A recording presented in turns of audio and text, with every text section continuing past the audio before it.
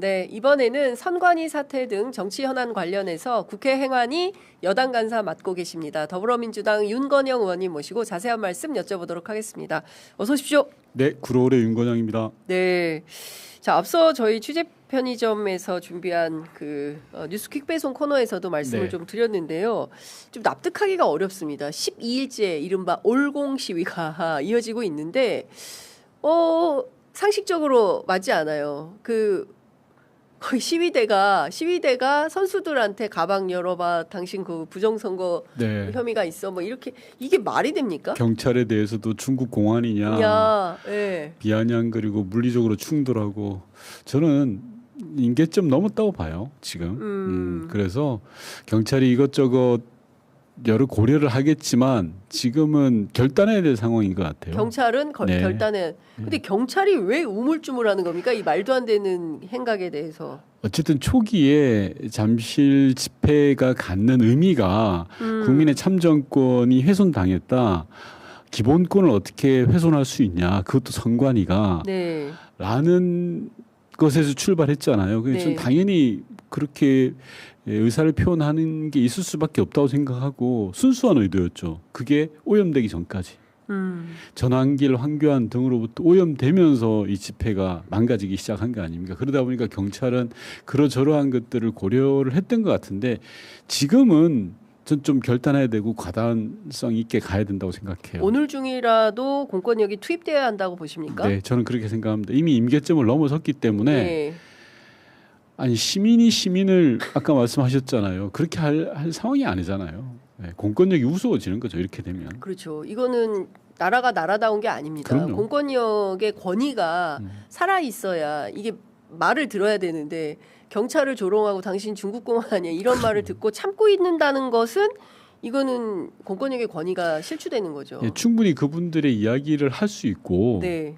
할 수 있죠. 그리고 또 하나 더는 어쨌든 국회에서 지금 막판 협상 중인데 국조특위를 구성하기로 했고 네.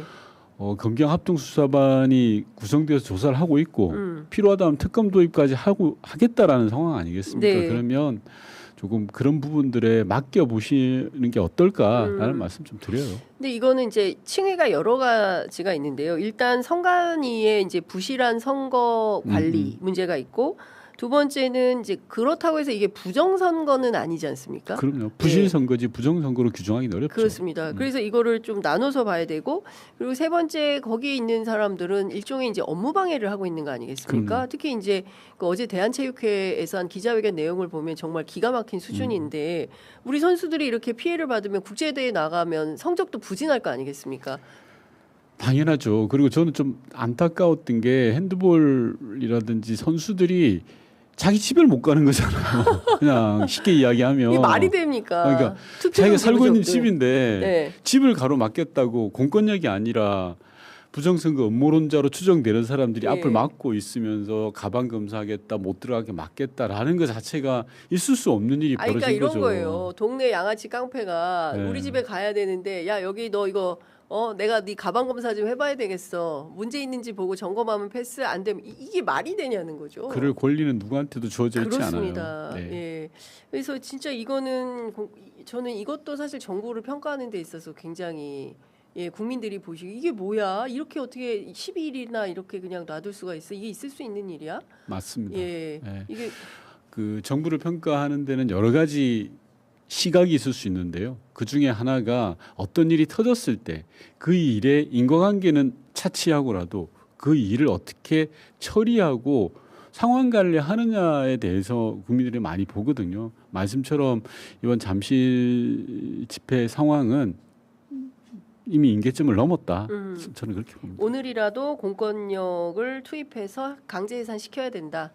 최소한 시민들이 불편해하거나 공권력이 뭐라 그럴까요? 이렇게 장난처럼 대우받는 그런 상황은 마무리를 해야죠.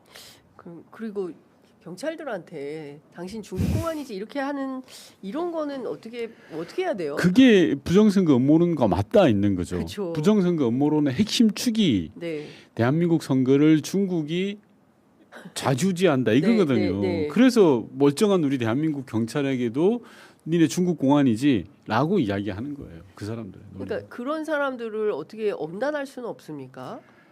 그 어떻게 그냥 경찰이 그런 모욕과 조롱을 경찰들이 얼마나 소중한 대한민국 국가의 자원입니까? 그래서 경찰 직장 협의회에 대해서 글들이 많이 올라와요. 경찰 직협에 예, 야 우리가 이런 대우를 받아야 되냐. 그러니까요. 그 어려운 시험 보고 들어가가지고 중국 공안이라니요. 그리고 그분들이 사명감으로 일을 하시는 거거든요. 그럼요. 대다수 경찰들은. 네. 근데 그런 분들이 기가 끊기지 않았으면 좋겠어요. 저는.